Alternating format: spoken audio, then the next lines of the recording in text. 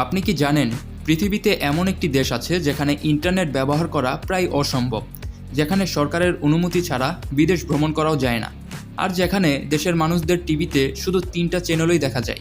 হ্যাঁ, আমি বলছি উত্তর কোরিয়ার কথা।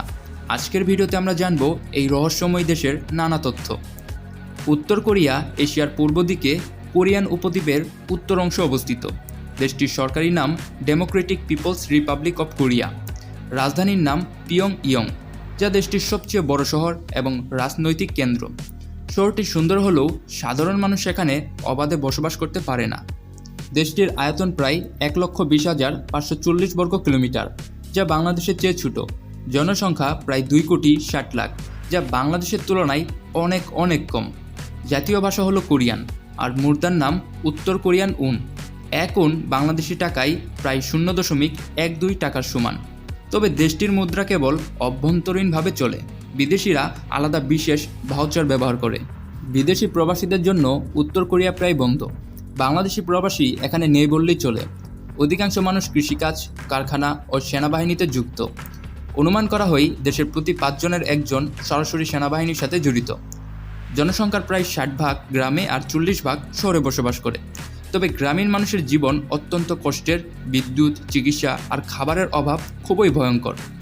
দেশটি স্বাধীন হয় 1948 সালে, দ্বিতীয় বিশ্বযুদ্ধের পর জাপানের কাছ থেকে মুক্তি পেয়ে। এরপর 1950 থেকে 1953 পর্যন্ত দক্ষিণ কোরিয়ার সাথে ভয়ঙ্কর যুদ্ধ হয়েছিল, যেটা কোরিয়ান ওয়ার নামে পরিচিত। যুদ্ধ শেষে দেশটি উত্তর ও দক্ষিণে ভাগ হয়ে যায়। উত্তর কোরিয়ার সামরিক শক্তিতে খুবই ভয়ঙ্কর। তারা পৃথিবীর অন্যতম পারমাণবিক শক্তিধর দেশ। গ্লোবাল ফায়ার ইন্ডেক্সে প্রায় সব সময় 30 থেকে 35-এর মধ্যে অবস্থান করে। সেনাবাহিনীতে প্রায় 13 লাখ সক্রিয় সৈন্য আছে, যা বিশ্বের মধ্যে অন্যতম বড় বাহিনী। তবে অর্থনীতির দিক থেকে দেশটি ভীষণ দুর্বল। মানুষের মাসিক গড় আয় মাত্র $50 থেকে $60, মানে বাংলাদেশি টাকায় 6 থেকে 7,000 টাকা। এর বেশিরভাগই খাদ্য কেনায় খরচ হয়ে যায়। দেশটির বার্ষিক বাজেট প্রায় $17 বিলিয়ন, যার অর্ধেকের বেশি সামরিক খাতে ব্যয় করা হয়। এখানে মানুষের গড় আয়ু প্রায় 72 বছর। শিক্ষার দিক থেকে দেশটি তুলনামূলক ভালো, কারণ সবাইকে পড়াশোনা করতে বাধ্য করা হয়। তবে শিক্ষার বড় অংশ জুড়ে থাকে সরকারের প্রচারণা ও নেতা কিম জং উনের প্রশংসা। উত্তর কোরিয়ার মেয়েদের সেনাবাহিনীতে 7 বছর বাধ্যতামূলক চাকরি করতে হয়। তাদের পোশাক থেকে শুরু করে চুল কাটার ধরন পর্যন্ত সরকারের অনুমোদিত হতে হয়। মেয়েদের 18 ধরনের চুল কাটার স্টাইল অনুমোদিত। পশ্চিমা পোশাক যেমন জিন্স পরা নিষিদ্ধ। কেবল 3টি টিভি চ্যানেল আছে, আর সেগুলো পুরোপুরি সরকারের নিয়ন্ত্রণে। বিদেশি সিনেমা, গান, ইন্টারনেট ব্যবহার করা সম্পূর্ণ নিষিদ্ধ।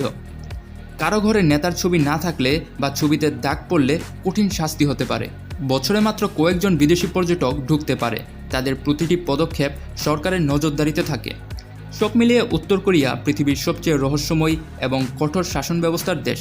একদিকে তাদের সামরিক শক্তি ভয়ঙ্কর, অন্যদিকে সাধারণ মানুষ আজও দারিদ্র্য আর ভয় নিয়ে দিন কাটাচ্ছে।